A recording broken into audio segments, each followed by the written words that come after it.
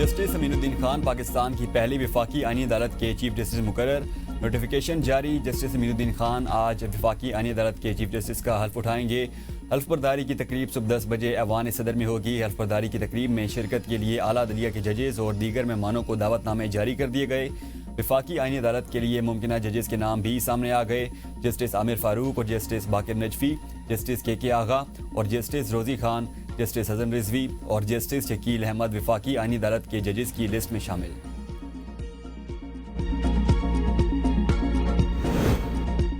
27ویں آئینی ترمیم کی منظوری کے بعد سپریم کورٹ سے بڑے استعفے۔ جسٹس منصور علی شاہ اور جسٹس اطہر من اللہ نے استعفیٰ دے دیا۔ دونوں ججز نے اپنے استعفے صدر مملکت کو بھجوا دیے۔ مستعفی ججز نے اپنے چیمبرز بھی خالی کر دیے۔ جسٹس منصور کا کہنا ہے 27ویں ترمیم آئین پاکستان پر سنگین حملہ ہے۔ ترمیم نے سپریم کورٹ کو ٹکڑے ٹکڑے کر دیا، عدلیہ کو حکومت کے ماتحت بنا دیا گیا، جمہوریت کی روح پر کاری ضرب لگائی گئی، انصاف عام آدمی سے دور، کمزور اور طاقت کے سامنے بے بس ہو گیا ہے۔ عہدے سے وابستہ رہنا ایک آئینی دراندازی پر خاموش رضامندی ہوتی ہے۔ آئینی نظم و نسق کی حیت میں اس طرح کی تبدیلیاں زیادہ دیر پا ثابت نہیں ہوتی۔ صاف ضمیر کے ساتھ جا رہا ہوں، مجھے کوئی پچھتاوا نہیں۔ میں نے ادارے کی عزت، ایمانداری اور دیانت کے ساتھ خدمت کی، اب مزید اس سسٹم کا حصہ نہیں بن سکتا۔ 27ویں ترمیم ایسی حکومت نے کی جس کی اپنی حیثیت زیر جائزہ ہے۔ 26ویں ترمیم عدلیہ کی آزادی کو کمزور کرنے کا پہلا قدم تھی۔ امید تھی سپریم کورٹ اس کا جائزہ لے گی، لیکن اب یہ امید ختم ہو چکی۔ جسٹس اطہر من اللہ نے کہا کہ 27ویں ترمیم کے منظور ہونے سے پہلے چیف جسٹس آف پاکستان کو خط لکھا جس میں تشویش کا اظہار، کہا وہ آئین جس کو برقرار رکھنے اور دفاع کرنے کا حلف اٹھایا تھا اب نہیں رہا۔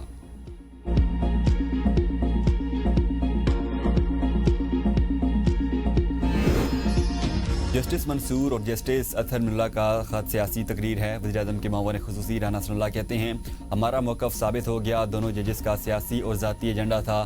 ججز نے کس طرح کہا کہ 27ویں ترمیم آئین پر حملہ ہے، سپریم کورٹ کا جج بن کر سیاسی تقریریں کی جائیں، اس سے بڑی بدقسمتی نہیں ہو سکتی۔ وزیر مملکت برائے قانون بیرسٹر عقیل بولے ججز کا استعفیٰ دینا ان کا حق ہے، لیکن خطوط میں یہ لکھنا کہ عدلیہ پر حملہ ہے یہ سراسر غلط ہے۔ اگر ان کا کوئی گلہ ہے تو وہ چیف جسٹس سے بات کر سکتے تھے۔ وزیر اطلاعات پنجاب عظمی بخاری نے کہا مصنف کا قلم قانون اور آئین کی امانت ہوتا ہے، لوگوں کا نہیں۔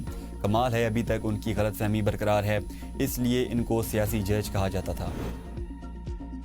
ترمیم کے نام پر عدلیہ سے کھلواڑ کیا گیا، ایسے فیصلوں سے ملک میں انتشار پھیلے گا۔ Chairman P T I barrister Gohar کی میڈیا سے گفتگو، کہا 26ویں اور 27ویں آئینی ترمیم میں بہت فرق ہے۔ ہم کوشش کر رہے ہیں کہ جمہوریت چلے، سپریم کورٹ آف پاکستان رہ گیا لیکن چیف جسٹس نہیں رہا۔ اگر ترمیم کرنی بھی ہے تو اداروں کی آزادی اور لوگوں کی مرضی سے ہو۔ پاکستان تحریک انصاف عدلیہ کی آزادی کو واپس لائے گی۔ آرمی چیف اب چیف آف ڈیفنس فورسز بھی ہوں گے، عہدے کی مدت 5 سال ہوگی۔ قومی اسمبلی میں آرمی ایکٹ ترمیمی بل منظور، نئے نوٹیفیکیشن کے بعد آرمی چیف کی مدت دوبارہ سے شروع ہوگی۔ آرمی چیف نومبر 2030 تک رہیں گے۔ کمانڈر نیشنل اسٹریٹجک کمانڈ کی مدت ملازمت 3 سال ہوگی۔ آرمی چیف کا بطور چیف آف ڈیفنس فورسز نیا نوٹیفیکیشن جاری ہوگا۔ آرمی چیف آف ڈیفنس کی سفارش پر وزیراعظم کمانڈرز نیشنل اسٹریٹجک کمانڈ تعینات کریں گے۔ آرمی چیف آف ڈیفنس پاک فوج کے تمام شعبوں کی ریسٹرکچرنگ اور انضمام بھی کریں گے۔ 27 نومبر سے chairman joint chief of staff committee کا عہدہ ختم ہو جائے گا۔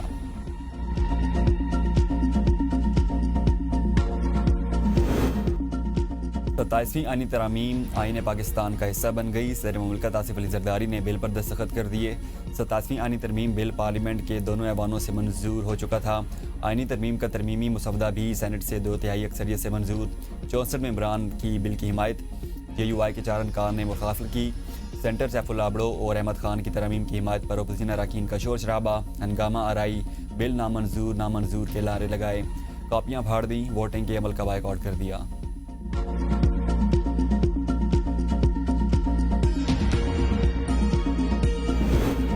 وفاقی کابینہ نے بھی آرمی ایکٹ میں ترامیم کی منظوری دے دی۔ قومی اسمبلی میں پاکستان آرمی ایکٹ میں ترمیم کا بل کثرت رائے سے منظور۔ Supreme court practice and procedure bill بھی منظور۔ پاکستان ایئر فورس ایکٹ اور پاکستان نیوی آرڈیننس پہ ترمیم کا بل وزیر دفاع خواجہ آصف نے پیش کیا۔ Supreme court practice and procedure ترمیم بل وزیر قانون اعظم نذیر تارڑ نے پیش کیا۔ وزیر قانون اعظم نذیر تارڑ نے ایوان میں اظہار خیال کرتے ہوئے کہا یہ نئے قوانین نہیں ہیں، موجودہ قوانین میں ترامیم ہیں۔ Chief of army staff chief of defence forces ہوں گے۔ میعاد عہدہ 5 سال ہے۔ آئینی بینچز اب نہیں رہے، جہاں آئینی بینچ کا ذکر تھا اس کو ہٹایا گیا ہے۔ قومی اسمبلی سے منظوری کے بعد بل منظوری کے لیے آج سینٹ میں پیش کیے جائیں گے۔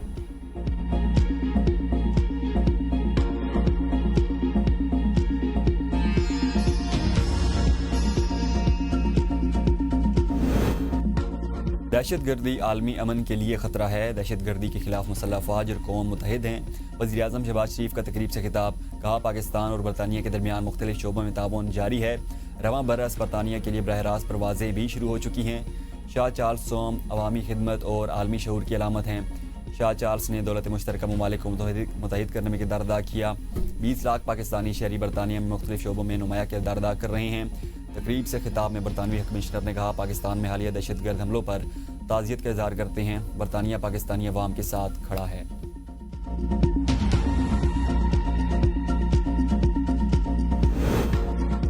سینئر قانون دان مخدوم علی خان نے لا اینڈ جسٹس کمیشن سے مستعفی، کمیشن سربراہ کو استعفیٰ بھجوا دیا۔ مخدوم علی خان نے 27ویں ترمیم کے تناظر میں استعفیٰ دیا۔ مخدوم علی خان کا کہنا ہے خیال تھا کہ 26ویں ترمیم کے بعد بھی زوال سے بچنا ممکن ہے۔ 27ویں آئینی ترمیم نے آزاد عدلیہ کا جہاز مکمل ڈبو دیا۔ آزاد عدلیہ تباہ ہو چکی، اب قانون و انصاف کمیشن کا حصہ نہیں رہ سکتا۔ آزاد عدلیہ کے بغیر قانون کی اصلاح ممکن نہیں۔ ابھی تو شروعات ہیں، مزید استعفے بھی آئیں گے، انہیں بھی فوری منظور کیا جائے گا۔ سینیٹر فیصل واوڈا کا ٹویٹ، کہا جس ہلچل کا ذکر میں پچھلے 3-4 دن سے کر رہا تھا وہ چائے کی پیالی میں طوفان لانے کی کوشش ناکام ہو گئی۔ جن کے استعفے آتے رہیں گے وہ فوری منظور بھی کر لیے جائیں گے۔ کسی نے کوئی تیر نہیں چلایا، ویسے بھی سروس میں وقت کم ہی بچا تھا، اب حساب ہوگا پراکسیز کا۔ قوم کو اب سمجھ آ گئی ہوگی کہ کون کس مخصوص پارٹی کا صورتکار تھا۔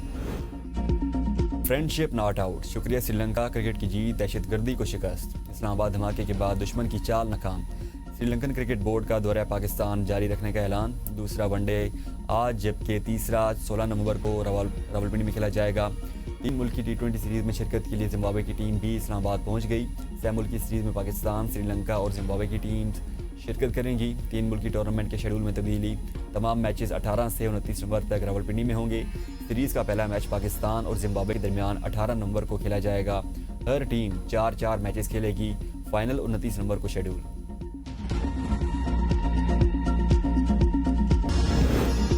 پاکستان کو IMF سے $1 ارب 20 کروڑ کی قسط ملنے کی توقع، منظوری کے لیے ایگزیکٹو بورڈ کا اجلاس 8 دسمبر کو طلب۔ پاکستان کو EFF کے تحت $1 ارب اور RSF کے تحت $20 کروڑ ملیں گے۔ $1 ارب 20 کروڑ کی رقم 9 دسمبر کو پاکستان کے اکاؤنٹ میں منتقل ہونے کی توقع۔ 8 دسمبر اجلاس میں جاری قرض پروگرامز کے ایک ساتھ کے اجراء کا جائزہ لیا گیا۔ آڈیٹر جنرل حکام سے IMF حکام کی ملاقات کل ہوگی۔ IMF تکنیکی مشن 21 نومبر تک پاکستان میں رہے گا۔ سپلیمنٹری گرانٹس کے اسپیشل آڈٹ پر ایک ہفتے میں رپورٹ جمع کروائی جائے گی۔ حکومت کا اسلام آباد کو محفوظ بنانے کے لیے سیکیور نیبرہڈ سروے کا اعلان۔ وزیر مملکت طلال چودھری نے میڈیا سے گفتگو میں کہا اسلام آباد کو محفوظ بنانے کے لیے تمام ضروری اقدامات کیے ہیں۔ اسلام آباد انتظامیہ کی ذمہ داریاں دیگر شہروں سے زیادہ ہیں۔ دارالحکومت میں تمام موٹر سائیکلز گاڑیوں پر الیکٹرانک ٹیگ لازمی قرار دیا جائے گا۔ اسلام آباد میں کسی بھی وہیکل کی موومنٹ کو مانیٹر کیا جا سکے گا۔ آج اسلام آباد کا کہنا ہے کہ اسلام آباد کے شہریوں کا مکمل ڈیٹا اکٹھا کر رہے ہیں۔ سیف سٹی منصوبے کے تحت اقدامات اٹھائے جائیں گے۔ کم سے کم وقت میں شہریوں کا مستند ڈیٹا جمع کیا جائے گا۔ 17 نومبر سے اسلام آباد گھر گھر سروے شروع کر دیا جائے گا۔ اس اہم سروے کے ضمن میں 2 ایپس بنائی گئی ہیں۔ کوئی بھی فرد اس ایپ کو ڈاؤن لوڈ کر کے اپنا ڈیٹا اس میں ڈال سکتا ہے۔ ایپ میں اپنے گھر میں کام کرنے والوں کی معلومات بھی ڈالنا ہوں گی۔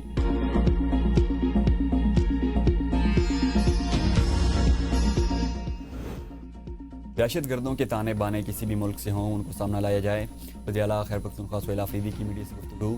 سہیل آفریدی کی داغل ناکے پر گفتگو، کہا دہشت گردوں کا کوئی مذہب نہیں ہوتا، ان کے لیے رعایت انسان اور ملک دشمنی ہے۔ ملک میں قانون اور آئین کا احترام کرنا چاہیے۔ اگر کسی کے تحفظات ہیں تو ان کو بھی سنا جائے۔ قومی ترانے کے احترام میں کھڑا نہ ہونا کسی کا ذاتی عمل ہو سکتا ہے۔ جرگے کا پیغام یہ نہیں تھا۔ ایسی تمام حرکات جس سے پاکستان مخالف تاثر ملے اس کی حامی نہیں۔ ہم محب وطن پاکستانی ہیں، پاکستان کے آئین اور قانون کا احترام کرتے ہیں۔ وزیر اعلیٰ بلوچستان میر سرفراز بگٹی کی زیر صدارت صوبائی ایپیکس کمیٹی کا اجلاس، سیکیورٹی صورتحال، ترقیاتی منصوبوں کی پیش رفت سمیت اہم امور پر تبادلہ خیال کیا گیا۔ بھتہ خوروں، سونے کی اسمگلنگ، حوالہ ہنڈی میں ملوث عناصر کے خلاف کریک ڈاؤن کا فیصلہ۔ کمیٹی کا FIA بلوچستان کی پرفارمنس پر اظہار عدم اطمینان۔ وائٹ کالر کرائم اور بھتہ خوروں کے خلاف مؤثر کارروائیوں کی ہدایت۔ ریاست مخالف اور منافرت پر مبنی اشاعتی مواد پر پابندی کا فیصلہ۔ وزیر اعلیٰ بلوچستان میر سرفراز بگٹی نے کہا ریاست مخالف اور منافرت پر مبنی مواد ناقابل برداشت ہے۔